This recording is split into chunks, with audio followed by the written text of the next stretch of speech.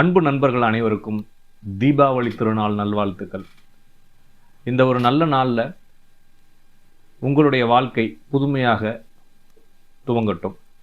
மிகுந்த வளத்துடனும் எல்லா செல்வங்களுடனும் நினைத்ததெல்லாம் தொடர்ந்து நடந்து வரவும் வாழ்த்துக்கள். இந்த தீபாவளி திருநாளில் நரகாசுரன் அப்படிங்கிறவரை பகவான் அழித்து மக்களுக்கு நன்மை செய்ததை கொண்டாடுறோம் அப்படிங்கக்கூடிய ஒரு நம்பிக்கை நமக்குள்ளே இருக்குது. இதை சிலர் மறுக்கலாம் அல்லது சிலர் விமர்சிக்கலாம். இது நீங்கள் சரியாக புரிஞ்சுக்கணும் அப்படின்னா, வேறு மதங்களில் சாத்தான் அப்படின்னு கூப்பிடுறாங்க, இந்து மதத்தில் அசுரர்கள் அப்படின்னு அழைக்கிறாங்க. அப்போ இந்த அசுரர்கள் சாத்தான்கள் எங்கே இருந்தாங்க? அவங்கள ஏன் நம்ம அழிக்க முடியாமல் இறைவன் தான் அழிக்க முடிந்தது அப்படின்ற விஷயங்களை நம்ம கொஞ்சம் புரிஞ்சுக்க முயற்சி செய்யணும். அசுரர்கள் அப்படிங்கிறது வேற யாரும் இல்லை, நம்மளுக்கு இருக்கக்கூடிய காமம், கோபம், லோபம், ஆச்சரியம், இந்த மாதிரி வன்மம், பொறாமை, தீங்கு நிலைத்தல், இயலாமை குணம், முடியாமை, இது மாதிரி நிறைய துர் விஷயங்கள் அனைத்தையும் அசுரர்கள் என்ற ஒரு ஒரு வகையில் வச்சுக்குவோமே.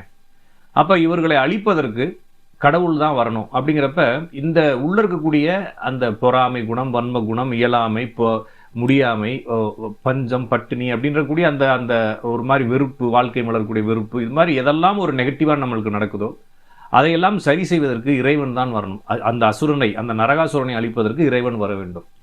அப்போ இறைவன் எங்கே வந்து வருவார் அப்படிங்கிறப்ப கடவுள் என்பதை உள்முகமாக பாருங்கள், உள்முகமாக திரும்புங்கள், உங்கள் சிந்தனைகளை உள்முகமாக திருப்புங்கள், உள்ளே பாருங்கள், கடவுள் உள்ளே இருக்கிறான் அப்படின்லாம் எல்லாரும் சொல்கிறாங்க. அப்போ கடவுள் எங்கே உள்ளே இருக்கிறான்? கடவுள் உள்ளே இருந்தால் இத்தனை நாள் தெரிஞ்சிருக்கணும் இல்லை? அப்போ கடவுள் என்பது யார் அப்படிங்கக்கூடிய கேள்வி. அப்போ வள்ளுவர் என்ன சொல்கிறார்? கடவுள் வாழ்த்தில் எண் குணத்தான் அப்படின்னு சொல்லி பிரிக்கிறார். கடவுளை எண் குணத்தான், கடவுளுக்கு 8 குணங்கள் இருப்பதாக பிரிக்கிறார். அப்போ கடவுளுடைய குணங்கள் என்ன? தயாவானன், தானாகவே அதாவதுங்க தனக்கு எந்த நிகரும் இல்லாத ஒரு குணம், ஈகை குணம், அருளுடைமை குணம், நிலையாமை குணம், இது மாதிரி நிறைய ஒரு 8 குணங்களை வந்து இறைவன் வச்சிருக்கிறதா வேற வேற வகையில் பிரித்து சொல்கிறாங்க. நீங்கள் கூகுள் பண்ணி பாருங்களேன், இறைவனின் எண் குணங்கள் அப்படின்னு சொல்லி கூகுள் பண்ணி பாருங்கள். இதில் வேற வேற மாதிரி கொடுத்துருந்தாலும் எல்லாமே குறிப்பிடுவது அந்த இறைவனுக்கு உண்டான அந்த மகத்துவத்தை தான் குறிப்பிடுறாங்க. அப்போ இந்த மகத்துவ குணம் நமக்குள்ளே வந்தால் தான் நமக்குள்ளே இருக்கக்கூடிய அந்த அசுரர் அல்லது நரகாசுரன் எண்ணப்படக்கூடிய அந்த தீய குணங்கள் வெளியேற்ற நம்ம உடம்பை வந்து பாரதமாகவும், அதுக்குள்ளே நரகாசுரன் வாழ்ந்ததாகவும், அதுக்குள்ளே இருக்கக்கூடிய இறைவன் அப்படிங்கக்கூடிய இறை குணங்கள் வந்து அந்த நரகாசுரன் என்ற அந்த தீய குணங்களை அழித்ததாகவும் தான் நம்ம அங்கே புரிஞ்சுக்க வேண்டியிருக்கு.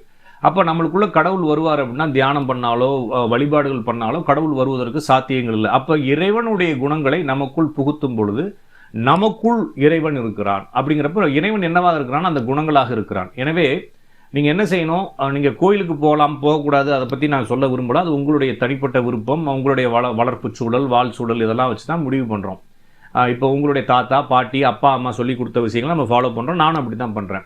அப்போ உண்மையிலேயே கோயிலுக்கு போகணுமா, வழிபாடு பண்ணணுமானா செய்யலாம், எதை வேணாலும் செய்யலாம், செய்யாமல் கூட இருக்கலாம். அதை பற்றி கவலை. கடவுள் நம்மள்ட்ட அதெல்லாம் எதிர்பார்க்கறதில்ல. இருந்தாலும் இந்த கடவுள் உள்ளதான் கடவுள் இருக்கான் அப்படிங்கக்கூடிய விஷயத்தை நீங்கள் எப்படி புரிஞ்சுக்கணும் அப்படின்னா, உங்களுக்குள்ள அந்த குணங்களை உற்பத்தி செய்வது. எப்படி உற்பத்தி செய்வது?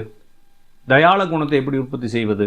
நம்மகிட்ட இருக்கக்கூடிய எதையாச்சும் ஒன்று இல்லாதவங்களுக்கு கொடுக்க ஆரம்பிக்கும் பொழுது, அந்த குணம் நமக்குள் வரும் பொழுது இறைவன் அந்த குணமாக நம்மளுக்குள் வந்து விடுகிறான். அப்போ நம்மளுக்குள்ள சிந்திக்கும் பொழுதோ தியானம் செய்யும் பொழுதோ அந்த குணத்தை நாமவே பார்க்கும் பொழுது கடவுள் மயமாகவே நாம் மாறுகிறோம். எனவே நாமே கடவுளாகுவதற்கு ஏதோ ஒரு தனியாக ஒரு தியானம் பண்ணியோ, நம்மளுக்குள்ள ஏதோ குண்டலினி பாம்பு எந்திரிச்சு மூளை மலர்ந்து உள்ள இருக்கக்கூடிய ஆர்கன்லாம் வந்து ரியாக்ட் ஆகி ஒரு வேதி வினை பண்ணி நம்ம வந்து ஒரு சித்துக்களை அடைவோம் அப்படிங்கிறதெல்லாம் மிராக்கலான ஒரு மித்தான விஷயங்கள். அதெல்லாம் வந்து நடக்கணுமா, நடக்கக்கூடாதா, நடக்க முடியுமா அப்படிங்கக்கூடிய விஷயங்கள் இது வரைக்கும் யாருக்கும் நடந்திருக்கக்கூடிய எந்த ஆவணங்களும் சாட்சியங்களும் இல்லை. ஆனால் உங்களுக்குள்ள இறைவனுடைய குணமான அந்த சமத்துவ குணம், சாத்துவ குணம், அருள் குணம், ஈகை, இன்பம், அன்பு, இதெல்லாம் கொண்டு வரும் பொழுது உங்களுக்குள்ள இருக்கக்கூடிய அந்த குணங்கள் இருக்கக்கூடிய மாற்றங்கள் உங்களை கடவுளாக மாற்றுகிறது. அப்போ தான் உங்களுக்குள்ள இருக்கக்கூடிய கடவுளை நீங்கள் உங்களுடைய குணத்தின் வழியாக உணர முடியும். எனவே உங்களுக்குள்ள இருக்கக்கூடிய அந்த எதிர்மறை குணங்களாகிய அசுரர்களை உங்களுடைய நற்குணங்களாகிய கடவுள் பகவான் என்ற குணத்தை அதிகப்படுத்தும் பொழுது அந்த பகவான் என்ற குணம் உங்களுக்குள் இருக்கக்கூடிய அந்த அசுர குணங்களான நரகாசுர குணங்களான அனைத்து குணங்களையும் அளித்து உங்களுடைய வாழ்க்கை அல்லது உங்களுடைய எண்ணம் அல்லது உங்களுடைய செயல் அல்லது உங்களுடைய மனம் அல்லது உங்களுடைய ஆன்மா, உயிர் எல்லாம் தூய்மைப்படுத்தப்படும்.